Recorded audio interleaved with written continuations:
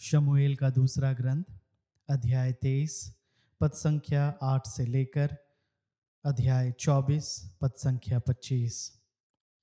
दाऊद के वीर योद्धा। दाऊद के वीर योद्धाओं के नाम इस प्रकार हैं।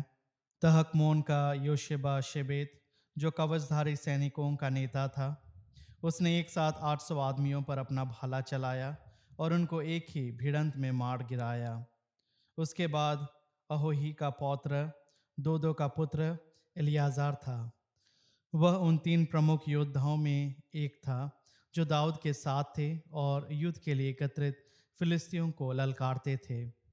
इज़राइली पीछे हट रहे थे, किंतु वह डटकर फिलिस्तियों को इस प्रकार मारता रहा कि उसका हाथ थक गया और ऐंठकर तलवार से चिपक गया।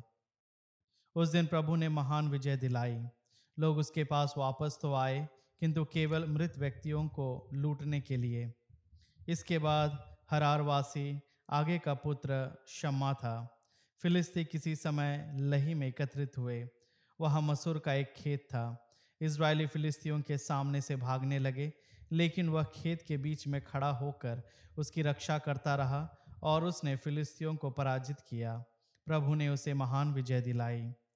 एक बार फलस के समय 30 प्रमुख योद्धाओं में 3 अदुल्लाम की गुफा में दाऊद के पास आए।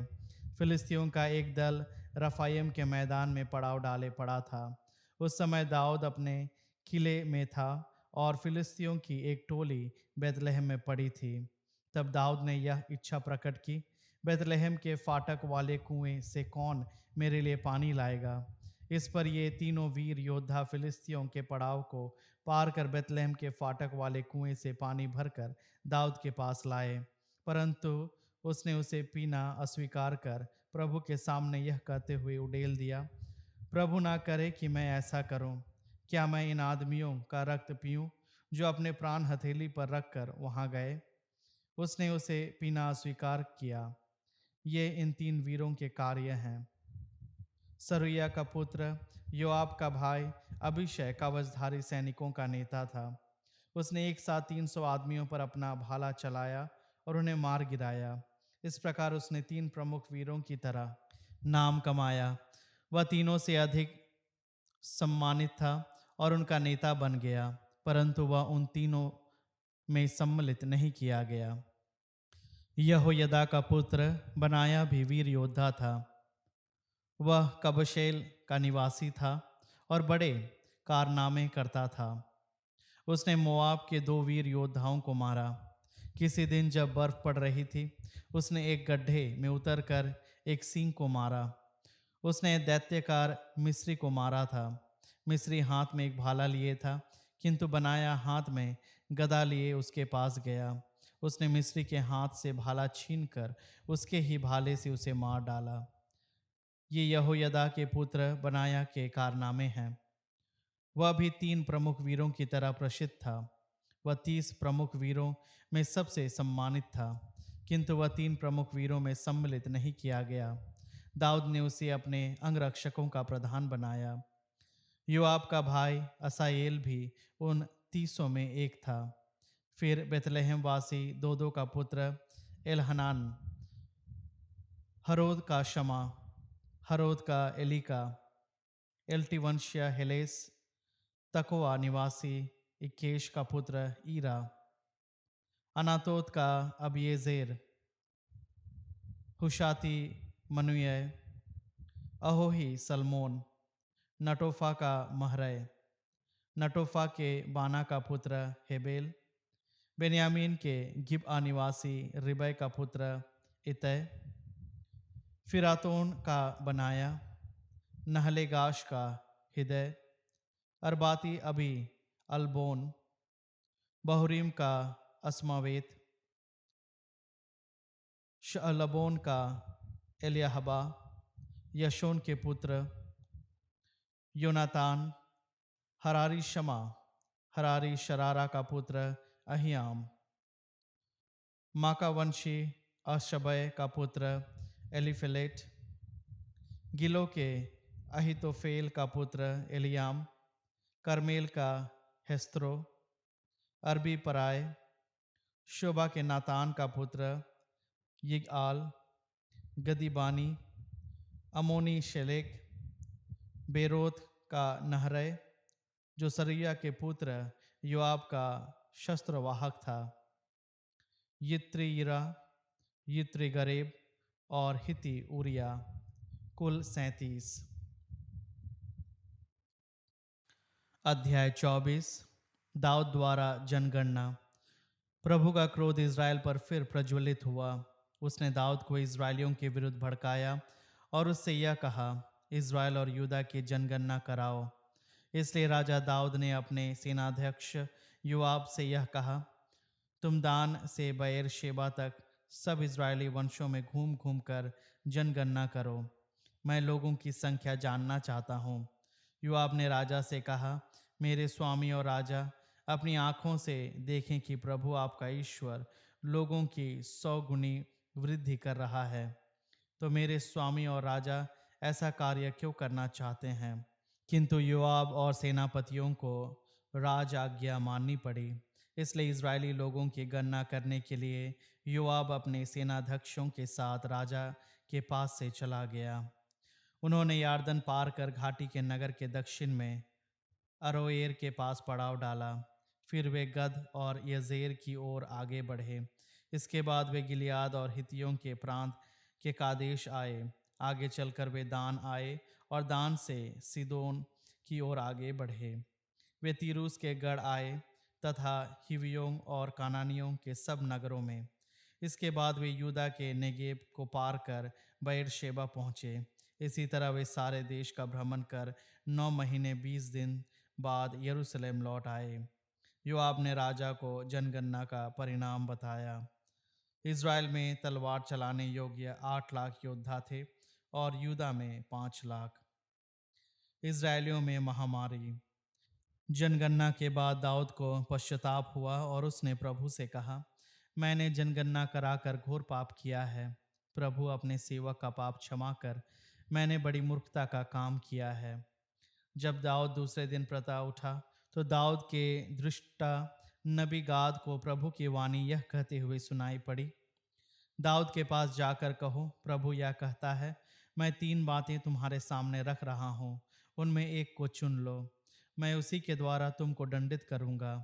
गाद ने दाऊद के पास आकर यह सूचना दी और पूछा, क्या तुम चाहते हो तुम्हारे राज्य में 7 वर्ष तक अकाल पड़े, अथवा तुम 3 महीने तक पीछा करते हुए शत्रु के सामने भागते रहो, अथवा तुम्हारे देश में 3 दिनों तक महामारी का प्रकोप बना रहे? अच्छी तरह विचार कर बताओ कि मैं उसको जिसने मुझे भेजा है क्या उत्तर दूं। दाऊद ने गाद से कहा, मैं बड़े असमंजस में हूँ। हम प्रभु के हाथों पड़ जाएं, क्योंकि उसकी दया बड़ी है, किंतु मैं मनुष्य के हाथों ना पड़ूं। इसलिए प्रभु ने सवेरे से निर्धारित समय तक इज़राइल में महामारी भेजी और दान से बेएरशेबा तक 70,000 लोग मर गए। जब प्रभु के दूत ने यरूशलेम का विनाश करने के लिए अपना हाथ उठाया तो प्रभु को विपत्ति देखकर दुख हुआ और उसने लोगों का संहार करने वाले दूत से कहा, बहुत हुआ, अब अपना हाथ रोक लो। प्रभु का दूत यबूसी ओरनान के खलिहान के पास खड़ा था।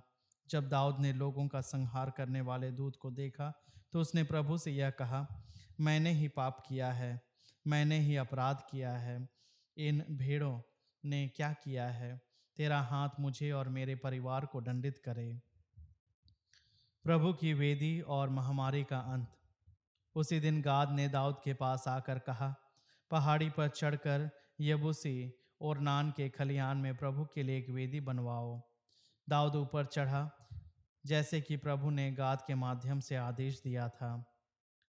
उधर ओरनान ने जब राजा और उसके साथियों को अपनी ओर आते देखा तो वह उससे मिलने आगे बढ़ा और भूमि तक सिर नवाकर राजा को प्रणाम किया।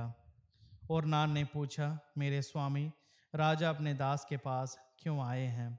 दाऊद ने उत्तर दिया, मैं तुम्हारा खलिहान खरीदने आया हूँ, जिससे मैं वहाँ प्रभु के लिए एक वेदी बनवाऊँ और इस प्रकार अपनी प्रजा के बीच से महामारी दूर करूँ। ओरनान ने दाऊद से कहा, मेरे स्वामी, राजा जो चाहें ले लें और बलि चढ़ाएं। देखिए, होम बलि के लिए बैल तैयार है और दांवरी करने का सामान तथा बैलों का जुआ ईंधन के काम आएगा। राजा ओरनान ये सब चीज़ें राजा को देता है। फिर ओरनान ने राजा से कहा, प्रभु आपका ईश्वर आपका मनोरथ पूरा करे। राजा ने ओरनान को उत्तर दिया, नहीं, मैं तो रुपया देकर ये वस्तुएं तुमसे मोल लूँगा। मैं प्रभु अपने ईश्वर को मुफ्त में प्राप्त होम बलियाँ नहीं चढ़ाना चाहता। तब दाऊद ने चांदी के 50 शेकेल में खलियान और बैलों को मोल लिया। वहाँ दाऊद ने प्रभु के लिए वेदी बनाई और होम बलियाँ तथा शांति बलियाँ चढ़ाई। प्रभु ने देश पर पुनः दया दृष्टि की और इज़राइल से महामारी जाती रही।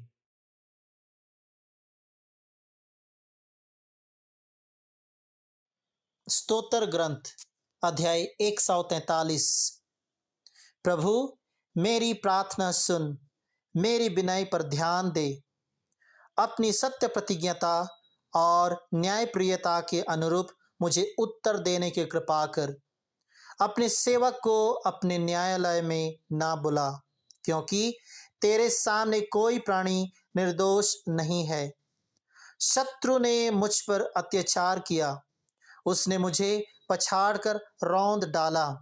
उसने मुझे उन लोगों की तरह अंधकार में रख दिया जो बहुत समय पहले मर चुके हैं। इसलिए मेरा साहस टूट रहा है, मेरा हृदय तेरे अंतरतम में संत्रस्त है। मैं बीते दिन याद करता हूँ, मैं तेरे सब कार्यों पर चिंतन और तेरी दृष्टि का मनन करता हूँ। मैं तेरे आगे हाथ पसारता हूँ। सूखी भूमि की तरह मेरी आत्मा तेरे लिए तरसती है। प्रभु मुझे शीघ्र उत्तर दे, मेरा साहस टूट गया है। अपना मुख मुझसे ना छिपा, नहीं तो मैं अधोलोक में उतरने वालों के सदृश हो जाऊंगा। मुझे प्रातःकाल अपना प्रेम दिखा, मैं तुझ पर भरोसा रखता हूँ। मुझे सन्मार्ग की शिक्षा दे, क्योंकि मैं अपनी आत्मा को तेरी ओर अभिमुख करता हूँ। प्रभु शत्रुओं से मेरा उद्धार कर, क्योंकि मैं तेरी शरण आया हूँ। प्रभु मुझे तेरी इच्छा पूरी करने की शिक्षा दे, क्योंकि तू ही मेरा ईश्वर है। तेरा मंगलमय आत्मा मुझे समताल मार्ग पर ले चले। प्रभु अपने नाम के अनुरूप तू मुझे नवजीवन प्रदान करेगा। अपनी न्यायप्रियता के अनुरूप तू संकट से मेरा उद्धार करेगा। अपनी सत्य प्रतिज्ञता के अनुरूप तू मेरी शत्रुओं को मिटाएगा। तू मेरे सभी विरोधियों का विनाश करेगा, क्योंकि मैं तेरा सेवक हूँ।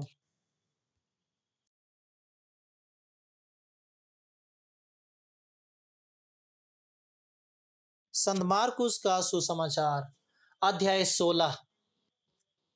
स्वर्गदूत का संदेश। विश्राम दिवस के बाद मरियम और सलोमी ने सुगंधित द्रव्य खरीदा ताकि जाकर ईसा के शरीर का विलोपन करें। वे सप्ताह के प्रथम दिन बहुत सवेरे सूर्योदय होते ही कब्र पर पहुंची। वे आपस में यह कह रही थी, कौन हमारे लिए कब्र के द्वार पर से पत्थर लुढ़काकर हटा देगा। किंतु जब उन्होंने आंखें ऊपर उठाकर देखा तो पता चला कि वह पत्थर जो बहुत बड़ा था अलगा लुढ़काया हुआ है। वे कब्र में अंदर गई और यह देखकर चकित सी रह गई कि लंबा श्वेत वस्त्र पहने एक नवयुवक दाहिने बैठा हुआ है। उसने उनसे कहा, डरिए नहीं, आप लोग ईसा नाजरी को ढूंढ रही हैं, जो क्रूस पर चढ़ाए गए थे। वे जी उठे हैं, वे यहाँ नहीं हैं। देखिए, यही जगह है जहाँ उन्होंने उनको रखा था। जाकर उनके शिष्यों और पेतरुस से कहिए कि वे आप लोगों से पहले गलीलिया जाएंगे। वहाँ आप लोग उनके दर्शन करेंगे, जैसा कि उन्होंने आप लोगों से कहा था। वे आश्चर्यचकित होकर कांपती हुई कब्र से निकलकर भाग गई और उन्होंने डर के मारे किसी से कुछ नहीं कहा। परिशिष्ट मरियम मगदलेना को दर्शन। ईसा सप्ताह के प्रथम दिन प्रातः जी उठे। वे पहले मरियम मगदलेना को, जिससे उन्होंने 7 अबदूतों को निकाला था, दिखाई दिए। उसने जाकर उनके शोक मनाते और विलाप करते हुए अनुयायियों को यह समाचार सुनाया।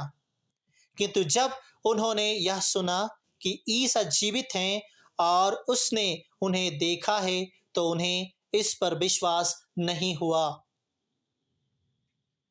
2 शिष्यों को दर्शन। इसके बाद ईसा दूसरे वेश में उनमें 2 को दिखाई दिए, जो पैदल देहात जा रहे थे। उन्होंने लौटकर शेष शिष्यों को यह समाचार सुनाया, किंतु शिष्यों को उन दोनों पर भी विश्वास नहीं हुआ। शिष्यों का प्रेषण। बाद में ईसा 11 को उनके भोजन करते समय दिखाई दिए और उन्होंने उनके अविश्वास और उनकी हठधर्मी की निंदा की, क्योंकि उन्होंने उन लोगों पर विश्वास नहीं किया था जिन्होंने ईसा को पुनर्जीवित देखा था। इसके बाद ईसा ने उनसे कहा, संसार के कोने कोने में जाकर सारी सृष्टि को सुसमाचार सुनाओ। जो विश्वास करेगा और बपतिस्मा ग्रहण करेगा, उसे मुक्ति मिलेगी। जो विश्वास नहीं करेगा, वह दोषी ठहराया जाएगा। विश्वास करने वाले ये चमत्कार दिखाया करेंगे। वे मेरा नाम लेकर अबदूतों को निकालेंगे, नवीन भाषाएं बोलेंगे और सांपों को उठा लेंगे। यदि वे विष पिएंगे तो उससे उन्हें कोई हानि नहीं होगी। वे रोगियों पर हाथ रखेंगे और रोगी स्वस्थ हो जाएंगे। स्वर्गारोहण। प्रभु ईसा अपने शिष्यों से बातें करने के बाद स्वर्ग में आरोहित कर लिए गए और ईश्वर के दाहिने विराजमान हो गए। शिष्यों ने जाकर सर्वत्र सुसमाचार का प्रचार किया। प्रभु उनकी सहायता करते रहे और साथ साथ घटित होने वाले चमत्कारों द्वारा उनकी शिक्षा को प्रमाणित करते रहे।